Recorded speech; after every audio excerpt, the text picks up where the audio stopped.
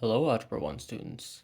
Today we're going to be learning about solving problems with charts. This is page 121 in your book, page 121 in your book. And we're going to start off with the first example that it gives. Charts are mainly important as a means to organize information. For example, say I wanted groceries. There are many different ways to organize a grocery list, but say I wanted some blueberries,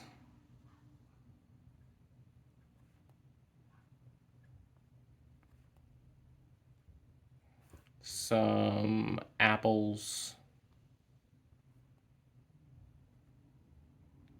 ooh, some apples, and I wanted a certain number of blueberries and apples. Say I wanted, let's say, one container. We'll use these as containers. Well, there aren't really containers for apples. Yes, yeah, we'll do that. We'll say fruit and containers. And this will indicate just how many of each we want. First thing we would do is we would turn this into some kind of table.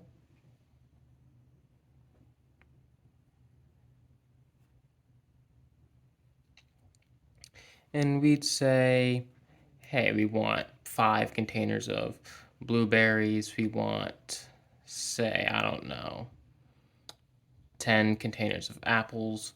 Who knows?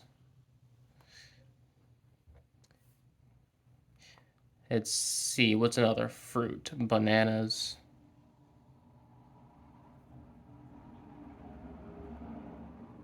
We want, I don't know, 15 containers of bananas, and so on and so forth. The farther down, let's label these fruit 1,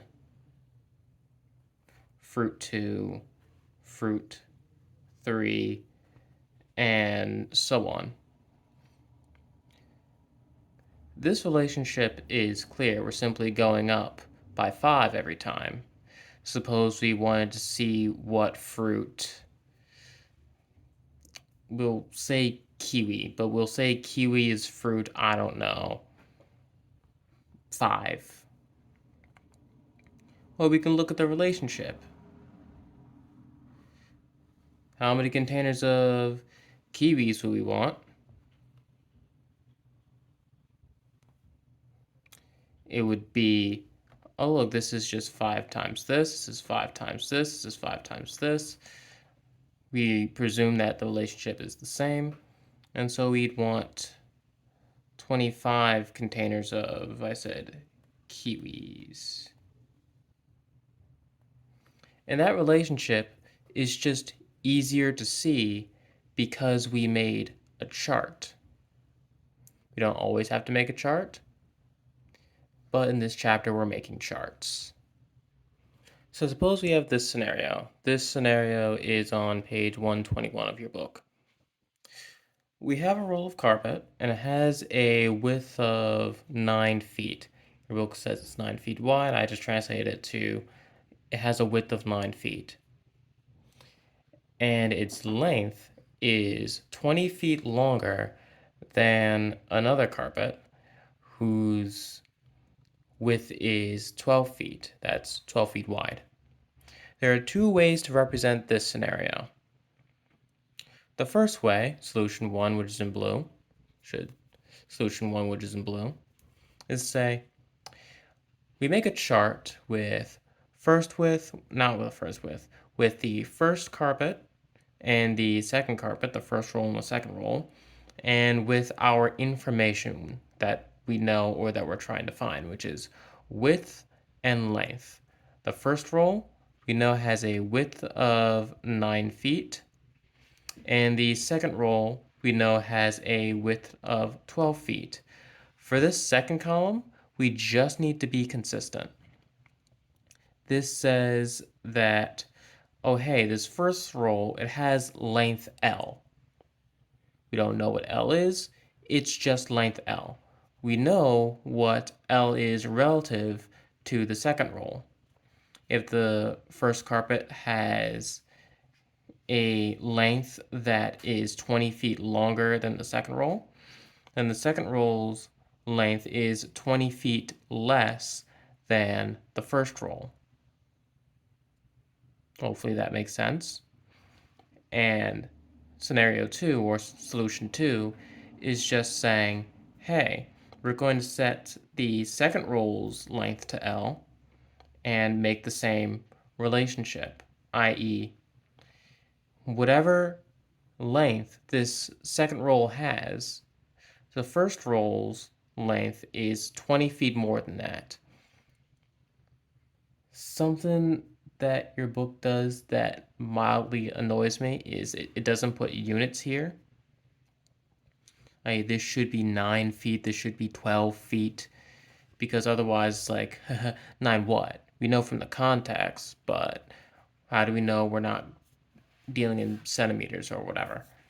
Sometimes if you have multiple things and you just want to put them all in the same category and you don't necessarily want to convert all of them immediately, you'd put the units so that we can convert later. But if we don't put the units, we can't convert. Doesn't matter right here because we know the context and it's a fairly simple scenario, but just something to keep in mind. But anyways, the way we make a chart is by making categories of the information that we want to keep track of and the objects that we want to keep track of with these parameters in mind, i.e. our parameters and our objects. This next example actually wants you to find some solutions. So we have the question here, or we have the task here. Find the number of calories in an apple and in a pear, i.e. we want the number of calories in an apple, and the number of calories in a pear using these facts.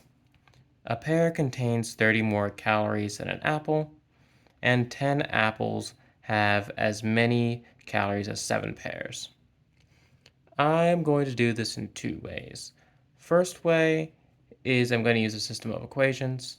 Then I'm going to use a chart. System of equations is, to me, easier. You may find using the chart easier, but that is up to you. Allons-y. First fact, these two describe equations between the number of calories in an apple and the number of calories in a pear. First, we're going to denote A as the number of calories in an apple. I suppose I should use orange now. A as the number of calories in an apple, and P as the number of calories in a pear. A for apple, P for pear, not that hard. Anyways, we have a pear contains 30 more calories than an apple, which means P equals A plus 30. And 10 apples have as many calories as 7 pears, i.e. 10A equals 7P. Lovely. Here I think it would be easier to do some substitution, solve for A, and have a grand old time. I.e., we want to get an equation for which we can just solve for one variable by replacing some other variable by getting some other variable in terms of another. We already have that. In fact, we're just going to substitute P and P here. So we're going to say that 10A equals 7 times a plus 30. I'm just substituting in p. This is equal to p. I can substitute in p. Now that I've done this, I can factor this 7 in. So I can say 10a equals 7a plus 100, not 100, 210.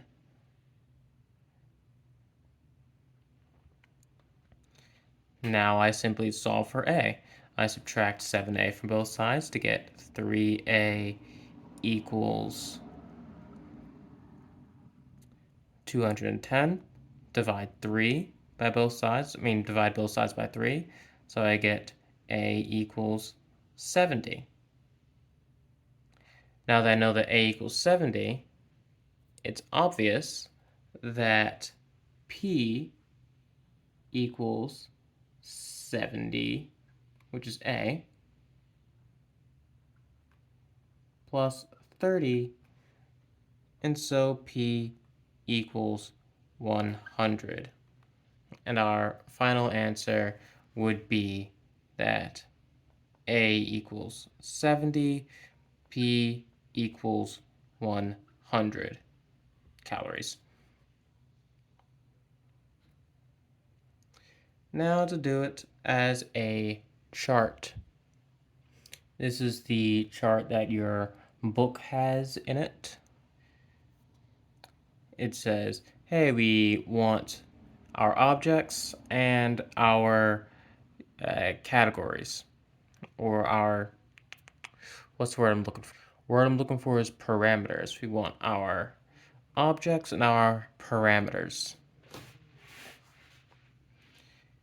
You say we know the calories per fruit, we know the number of fruit, and we know the total categories simply by multiplying the calorie per fruit by the number of fruit. So, as it said, we can just let the number of calories in an apple be a, because we don't know. We want to solve for that. And the number of calories in a pear be a plus 30, because we are told that the number of calories in a pear is just 30 more than the number of calories in an apple. We could, of course, switch these in a manner similar to what was done in the previous example, i.e., oh, hey, this is p and this is p minus 30, but we don't need to do that. This way is much more intuitive because we just get it directly. It's not always the case, but it's the case right now. And what this does is it simply takes out the need to make another variable p and say these two are equal to each other. And we would need to do the same thing as we did before. It's just slightly longer. I guess the point is to make it more easy to understand, but I don't see what's super difficult about this. You're doing the same thing. It's just this is much more efficient. Anyways, with all that said, let's do some oral exercises. Yay! We're on page 122 in your book. So the first oral exercise says this. We have a swimming pool that's 25 meters long. That's the first swimming pool. And the second swimming pool is, wait, no. We have a swimming pool that's 25 meters long and it's 13 meters narrower than a pool that is 50 meters long. I suppose I should have the question mark here. So you make a table. We have our objects and our parameters. Our object is first pool and second pool, and our parameters are length and width. We know we are going to set that length of the second pool to be, not length, we're going to set the width of the second pool to be W meters. What's the width of the first pool? Well, if the first pool has a width, 13 meters narrower than the second pool, then this would simply be W minus 13. There's another way of doing this. This is the second part of the problem. This is chart A. Chart B, which supposes that we set the width of the first pool as W. What's the width of the second pool? Well, the first pool is 13 meters narrower than the second pool, then the second pool is going to be 13 meters wider than the first pool. And so this would simply be W plus 13. There we go. Okay, now this problem is slightly interesting. We have two competitors. We have Ellen and Jody, and we have two games in which they participated in. We have game 1 and game 2. This is the points that each person got in game 1, and this is the number of points that each person got in game 1, and this is the number of points that each person got in game 2. So it says in game 1, Ellen scored twice as many points as Jody. So this would be twice whatever this is. Let's call this question mark, say, X, just for now. Actually, no. Actually, no, no, I'm overcomplicating it. Anyways, twice as many points as Jody. So this would be, this is the number of Jody's points. In game 1, she scored twice as many as Jody, so this would be 2M.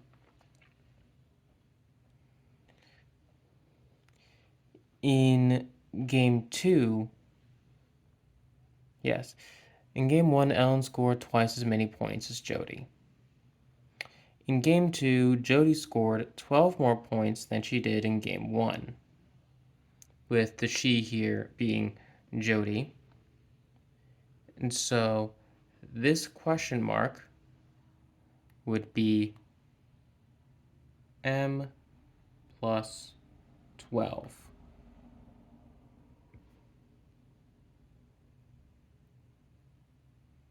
Yay. As it turns out, I was missing a statement from the sentence, or a statement from the problem. And that statement was, in game 2, Ellen scored 10 fewer points than she did in game 1. Without this sentence, completing this table would be impossible. But we know how many points Ellen scored in game 1, and so this is just equal to 2m minus 10 because she scored 10 fewer points than she did in game 1. Yay. Lovely. Reading is important. Okay, this is problem 3 of the oral exercises. In fact, this is the last oral exercise, again on page 122. And we're tasked with finding the amount of protein in a scrambled egg and a fried egg using the following conditions. 1. A scrambled egg with butter and milk has 1 more gram of protein than an egg fried in butter. Not sure why we have butter and milk there. it seems kind of superfluous and confusing, but fine. I will make the variables s and f. S for scrambled egg, F for fried egg. So I have S equals, it has 1 more gram of protein than a fried egg. It's going to be F plus 1. Normally, I wouldn't like using F as a variable because it is very often used as a function, but it's fine. We know what we're talking about here. And the second condition goes to 10 scrambled eggs. So I have 10 scrambled eggs have as much protein as a dozen. This shouldn't be scrambled eggs. That doesn't make sense. This should be fried eggs.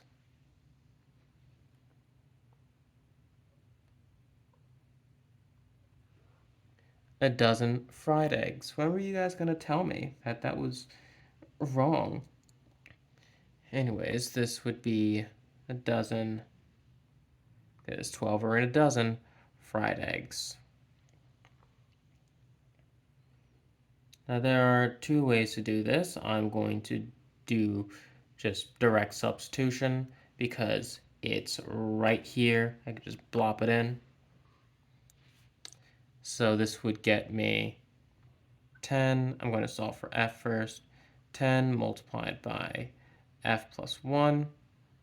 This is just me moving the s in here. Equals 12f. This turns into 10f plus 10 equals 12f. Now I solve for f. I go 10 equals 2f. And so, not 2 equals f, 5 equals f. 5 equals f. And from that, it's clear to see that s equals 5 plus 1 equals 6. And so our final answer is the total number of protein in fried eggs is 5 grams, and the amount of protein in scrambled eggs is 6 grams. Woohoo! I will leave doing this as a chart as an exercise for the watcher. If you would like more details on solving systems of equations, which is what this chapter is actually about, it just doesn't call it that for some reason, I have uploaded a PDF. I believe it's labeled something like solving some problems on Google Classroom, in which I detail 2 methods of solving a system of equations, as well as doing a random C problem from past homework, or really classwork, but homework. Anyways, that's going to be all for this video. Have fun!